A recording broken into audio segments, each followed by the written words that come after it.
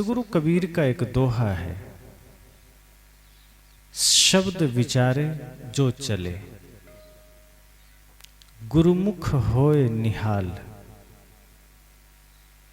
काम क्रोध व्याप्या नहीं, कबहू न ग्रासे काल।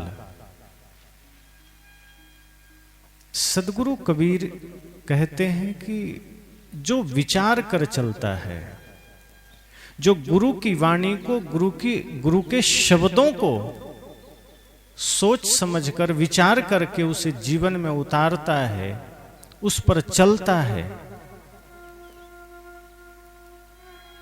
जो उस पर चलने का प्रयास करता है, गुरुमुख होए निहाल,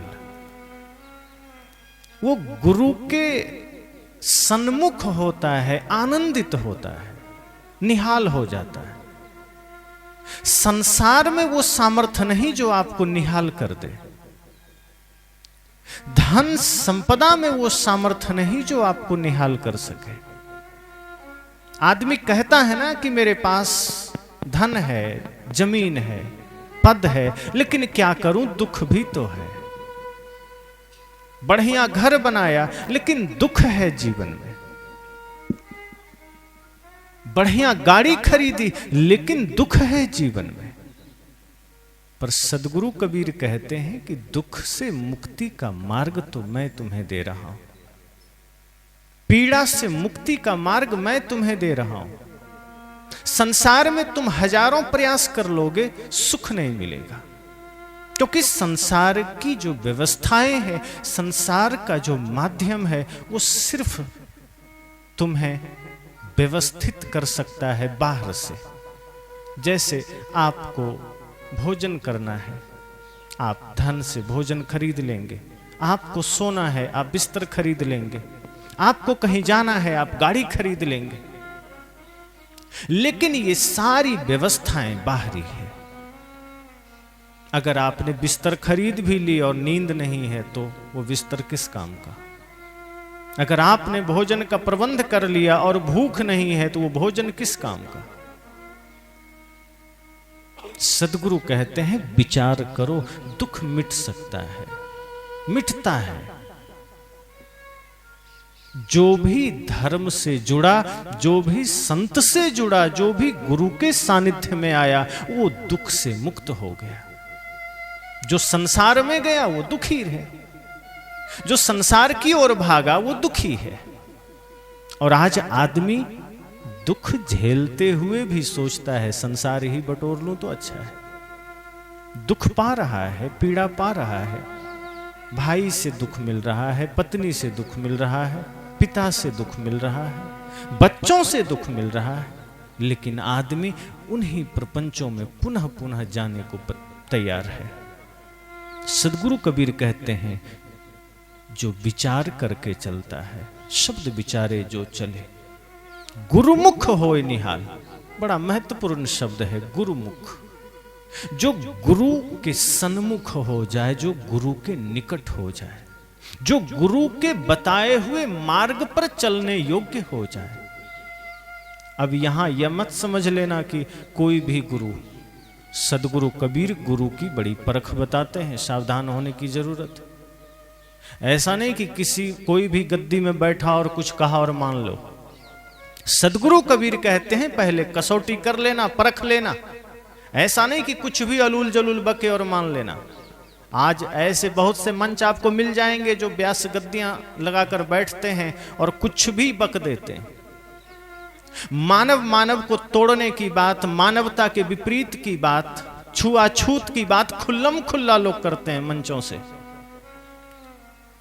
जो लोग ये मानते हैं कि मैं समस्त भारतवर्ष का सर्वोपरि गुरु हूं, ऐसे शंकराचार्य गद्दी में बैठकर ये खुलेआम कहते हैं कि वर्ण व्यवस्था तो अनिवार्य है, ब्राह्मण ही ज्ञान दे सकता है, छुआछूत तो जरूरी है, शूद्र को ज्ञान देने का अधिकार नहीं है, वो व्यास गद्दी पर बैठने का अधिकार नहीं है, ज्ञान बांचने का अधिकार नहीं है। उसका तो काम है सड़क साफ करना, उसका तो काम है नाली साफ करना, उसका काम है पत्तल उठाना, जूता सिलना।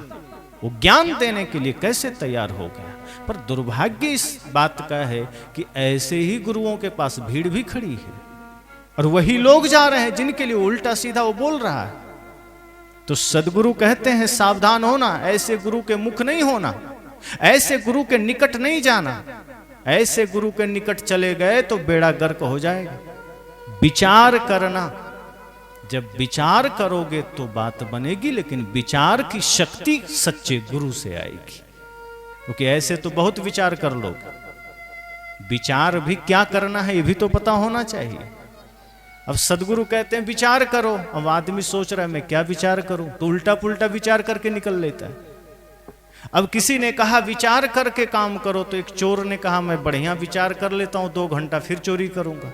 अरे तू विचार करके भी तू चोरी ही करेगा तो कैसे बात बनेगी। विचार करने का मतलब है चोरी छोड़ो, विचार करने का मतलब है हिंसा का त्याग करो, विचार करने का मतलब है छल का त्याग करो। विचार का मतलब ये नहीं कि पाप विचार करके करो, ऐसे नहीं होता।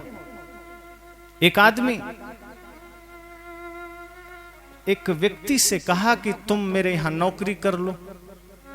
कहा कि ठीक है कर लेंगे, बहुत बेरोजगारी वैसे भी भारत में बढ़ गई, तो लोग तो तैयार खड़े हैं नौकरी करने को।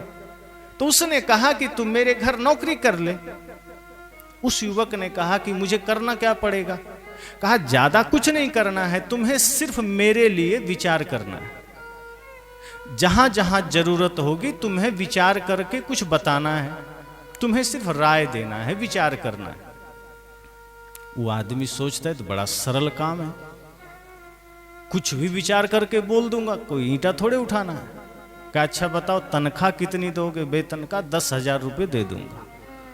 क्या बड़ी अच्छी बात है, सिर्फ सोचने का विचारने का 10,000 रुपये। खुश हुआ। फिर वो एक मन में सवाल आया कि कोई इतना पागल कैसे हो सकता है जो सिर्फ विचार करने का 10,000 देने को तैयार है।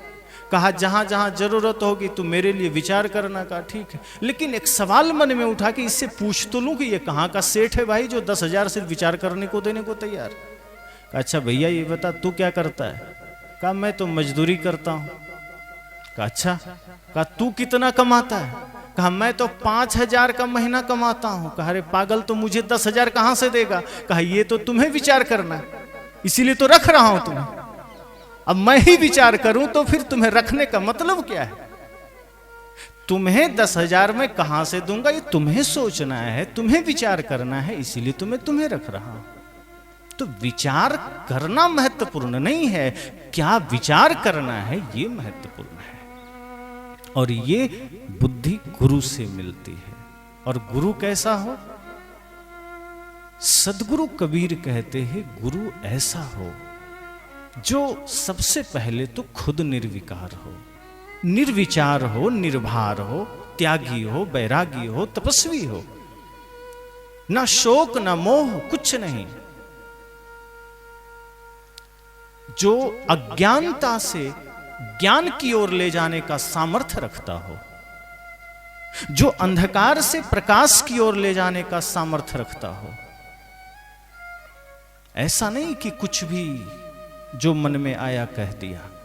इंसान को भगवान बनाने का सामर्थ्य रखता हो। इंसान को बांटने वाला गुरु नहीं हो सकता, इंसान को छलने वाला गुरु नहीं हो सकता। छुआछूत का जहर बोने वाला इंसान तो छोड़ो, वो तो जानवर भी नहीं है, इंसान कैसे होगा। सदगुरु कबीर कहते हैं ऐसे गुरु के सन्मुख हो जाओ। तो जो विचार करके चलता है, सोच कर चलता है, लेकिन ध्यान रहे वो सोच वो विचार की शक्ति हमें गुरु से मिलती है। इसलिए तो सदगुरु ने कहा कि गुरु जरूरी है, गुरु के सानिध्य में जरूर जाना। हजारों काम हो जीवन में, लेकिन यह विचार करिए कि वो हजारों काम वो आपके सिर्फ बाहर की व्यवस्था के लिए। श्वास रुक जाएगी तो वो काम पड़े रह जाएंगे, भक्ति का काम छूट जाएगा। ये मानव जीवन भक्ति के लिए मिला, इसलिए सदगुरु के शरण में जरूर जाना, सच्चे गुरु के सानिध्य में जरूर जाना, वही आपको जगाएंगे। कितने तमाम रोगों से हम ग्रसित हैं। मैं यहां बाहरी रोग की बात नहीं कर रहा, बाहरी रोग तो है ही, किसी को सर्दी है, जुकाम है, बुखार है, शुगर है, ब्लड प्रेशर है, गठिया है, बात है, जोड़ों में प्रकार के दर्द हैं। किसी को पेट में परेशानी है, सिर में परेशानी है, आंखों में परेशानी है।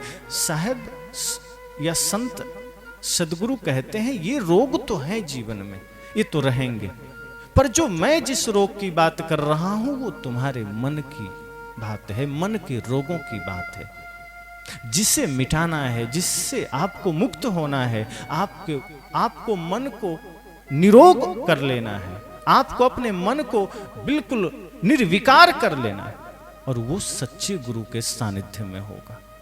तो जब मन के रोग मिटेंगे तो दुख मिटेंगे। दुख है ही मन का रोग, मन में रोग है तमाम प्रकार का, जड़ता है, विकार है, वही रोग है। तो सदगुरु कहते हैं कि शब्द विचारे जो चले, जो शब्दों पर विचार करके चलता है, गुरुमुख होए निहाल। वो गुरुमुख तो होता ही है, आनंदित भी हो जाता है, निहाल होता है। संसार में सबसे ज्यादा आनंदित वह नहीं है जो अरबों की दौलत पा गया। कुछ लोग तो इस जीवन में आकर के भी, भक्ति से जुड़ के भी, सत्संग से जुड़ के भी संसार की चिंता में ही पड़े रहते हैं, संसार के ही चमक दमक में पड़े रहते हैं। सदगुरु कहते हैं जिसे भक्ति का आनंद मिल गया, जिसे सत्संग का आनंद मिल गया, उसके मन से तो चिंता शोक मिट जानी चाहिए, तमाम प्रकार की समस्याएं मिट जानी चाहिए, लेकिन नहीं मिटती, क्योंकि अंदर प्रबलतम मोह छिपा बैठा है, कुसंस्कार भरे पड़े हैं। इसलिए भक्ति से जुड़ करके भी, ध्यान साधना के मार्ग पर आकर के भी, गुरु के सन्मुख होकर के भी हम गुरु से कुछ ले नहीं पाते। हमारा जीवन ऐसे ही अछूता रह जाता है। जैसे आपको भूख लगी हो और आपको परोस करके भोजन भी सामने रख दिया गया और आप हाथ पर हाथ धरे बैठे रहें, तो कितना भी बढ़िया भोजन है वो आपके भूख को मिटा नहीं सकता। आप उसे ग्रहण करेंगे तो भूख मिटेगी, लेकिन ग्रहण ही ना करें तो बढ़िया से बढ़िया भोजन भी आपके भूख को मिटाने में असमर्थ है। आप कितना भी शास्त्र पढ़ें, कितने भी संतों का दर्शन करें, सत्संग सुने, कितना भी संतों के साथ रहें, बहुत से लोगों का जीवन तो संतों के साथ रह के भी नहीं बदलता। सदगुरु कहते हैं ना, कृष्ण समीपी पांडवा गले ही वारे जाए, लोहा को पारस मिले तो काहे को काई खाए। पांडव तो कृष्ण के संग में थे, कहते हैं कृष्ण परमात्मा है, और उनके संग रहकर पांडवों को हिमालय में जाके गलना पड़ा। तो गुरु के साथ रहकर भी अगर किसी को कोई अपने को निर्विकार न कर सका, कोई निर्भर न कर सका, तो अर्थ क्या है? सोचो क्या पाया, फिर सोचो जीवन में क्या मिला। तो सदगुरु कहते हैं कि इसलिए विचार करना, गुरु के सानिध्य में जाकर, गुरु के सन्मुख में जाकर, तब क्या होगा? काम क्रोध व्याप्या नहीं, फिर ना काम, ना क्रोध, ना लोभ, ना मोह, कुछ भी आपको व्याप नहीं सकता। अभी आदमी कहता है ना कि मैं सत्संग करता हूं, लेकिन फिर भी क्रोध आ जाता है।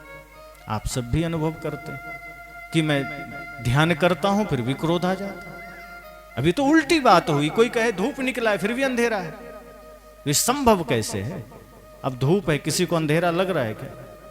अब जिसको अंधेरा लगेगा तो दो ही बात हो सकती है, या तो वो कमरे में होगा, पर्दे डाल के बैठा होगा, या तो आंख नहीं होगी।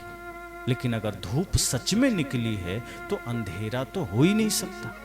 कोई कहे मैं ध्यान करता हूं, मैं सत्संग करता हूं, फिर भी क्रोध आ जाता है, फिर भी ईर्ष्या आ जाती है, फिर भी लालच आ जाता है। इसका मतलब वो सत्संग करता ही नहीं होगा, उस सत्संग की चादर ओढ़ता होगा, वो ध्यान की चादर ओढ़ता होगा, वो तपस्या की, उपासना की, जप का चादर ओढ़ता होगा, वो करता नहीं होगा।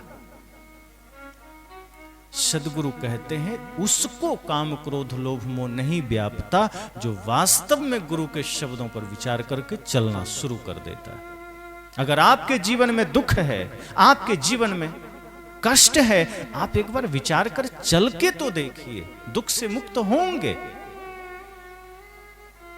लेकिन उस दुख को पहचाने कैसे? इसीलिए सदगुरु कहते हैं विचार करो। और फिर साहब कहते हैं बढ़िया विचार करो, उल्टा पुल्टा मत कर लेना, ठीक ठाक विचार करो। ये सोचो, देखो, विचार करो कि ये जीवन मिला क्यों है, ये मानव देह मिली क्यों है, इस पर विचार करो। ऐसे नहीं मिल गया। और हमारा व्यवहार जानवरों की तरह, वही खाना पीना सोना बच्चे पैदा करना, उन्हीं प्रपंचों में जीना। बल्कि जानवर तो फिर भी ठीक है, वो कल की नहीं सोचते, वो आज की सोचते हैं। जो चारा आप खाने के लिए तो खा के उसी पर गोबर भी कर देता है, उसे चिंता ही नहीं कि कल फिर मुझे खाना है। पर आदमी तो उससे भी 4 कदम आगे है। अभी जो खाया फिर ध्यान रहता है कि कल के लिए भी कुछ बचा ले, आगे के लिए भी, बुढ़ापे के लिए सोच लें। सदगुरु कहते हैं वर्तमान ठीक कर लो, बुढ़ापा तो ठीक हो ही जाएगी। बुढ़ापा उसी की गड़बड़ होती है जिसने वर्तमान को बिगाड़ा है, जिसने जवानी को बर्बाद किया है। जो व्यक्ति, कई लोग आते हैं मेरे पास, कहते हैं सन्यासी तो हम भी बनना चाहते हैं, लेकिन आप गारंटी देंगे कि हम बुढ़ापे में सुखी रहेंगे, भोजन मिल जाएगा? मैं कहा बन ही नहीं पाओगे, फिर लौट जाओ। अगर आपने ये अभी ही चिंता कर ली कि कल मुझे भोजन मिलेगा कि नहीं मिलेगा, इसका मतलब तुम सन्यासी तो कम से कम नहीं बन सकता। सन्यासी बनना है तो सबसे पहले तो अगले क्षण की भी चिंता छोड़नी पड़ेगी। जहां निश्चिंत हो जाओगे, चाह गई चिंता मिटी मनुआ बेपरवाह, जिनको कुछ नहीं चाहिए वो ही शहंशाह। सदगुरु कहते हैं जिसकी चाह मिटी, समझो वो हो गया सम्राट, वो हो गया बादशाह, वो हो गया सन्यासी। और सन्यासी से बड़ा सम्राट कोई और नहीं होता। बुद्ध कहते हैं ना कि जब मैं घर में था, राजमहल में था, तो मैं दरिद्र था। जब मैं दास दासियों के बीच था तो लगता था जैसे कि कुछ कमी है, कुछ नहीं है जीवन में, क्षुद्रता है।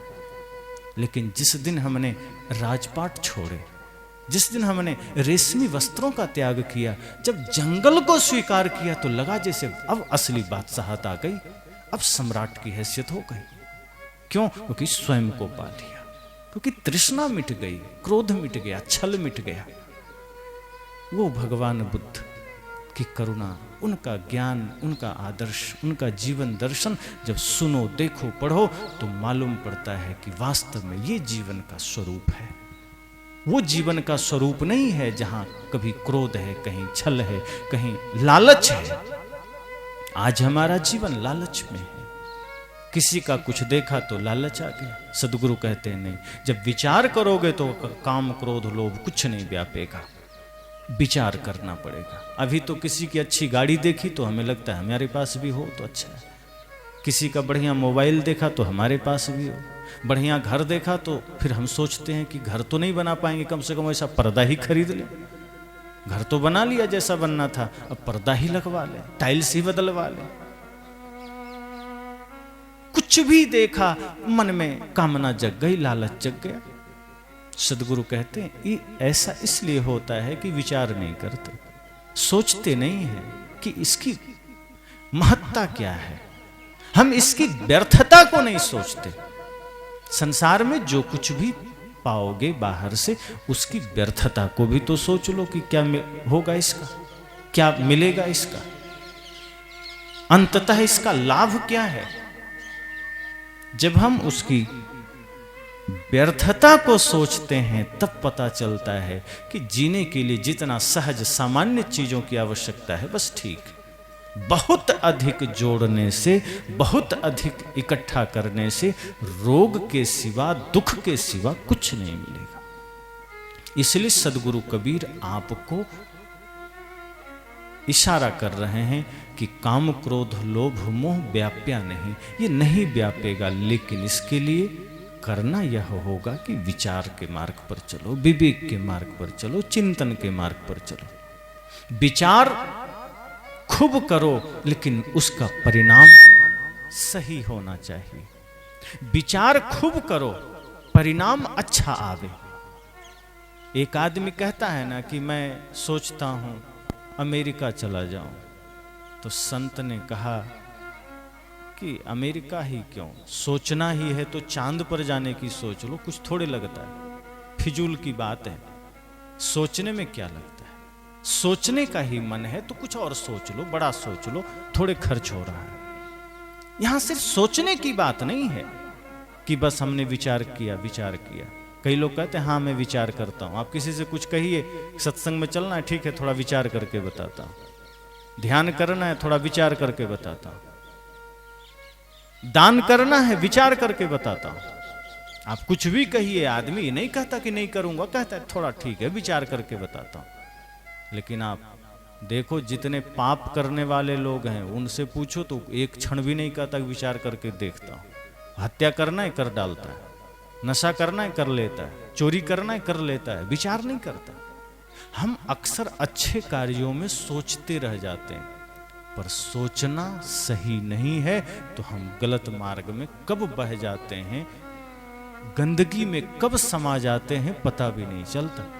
इसीलिए सदगुरु कहते हैं देखो, विचार तो करना, करो विचार जो सब दुख जाई। दुख मिटेगा, बिना विचार के नहीं मिटेगा। लेकिन यह जान लेना कि विचार क्या करना है, यह अनिवार्य है।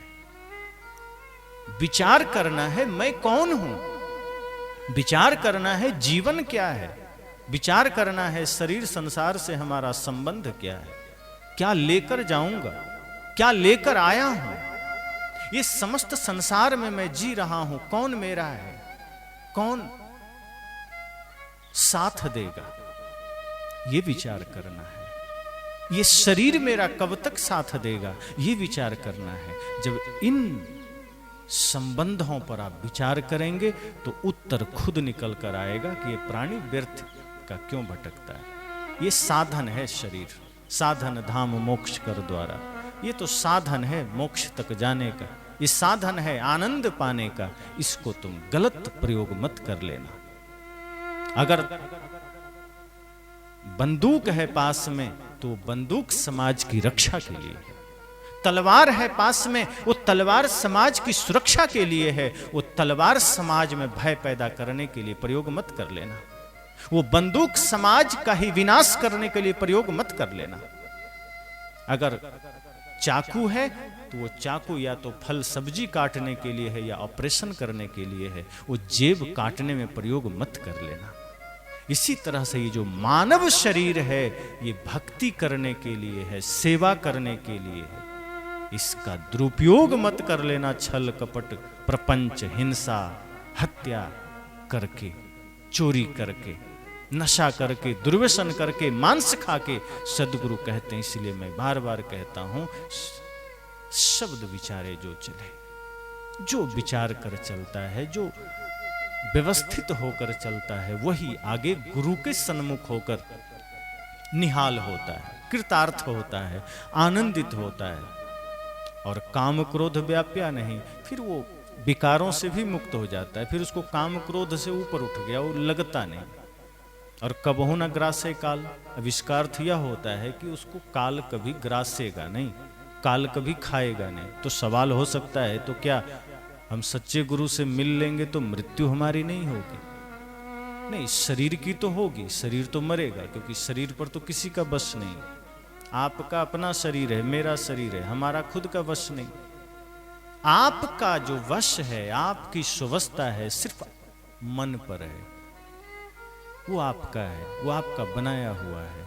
शरीर प्रकृति का है, ये इस पर आपका वश नहीं है। अगर किसी का भी वश शरीर पर होता तो बूढ़ा होने देता क्या? बाल आपके पक जाते हैं, आप रोक पाते हैं क्या? शरीर रोगी हो जाता है, आप रोक पाते हैं? बचपना से किशोरावस्था आ गई, किशोरावस्था से जवानी आ गई, जवानी के बाद बुढ़ापा आ गई, कोई रोक नहीं पाया। क्यों? क्योंकि हमारी सुवस्था इस पर नहीं है, इस पर प्रकृति की सुवस्था है। तो इसके लिए क्यों प्रयास करना कि ये अमर हो जाए?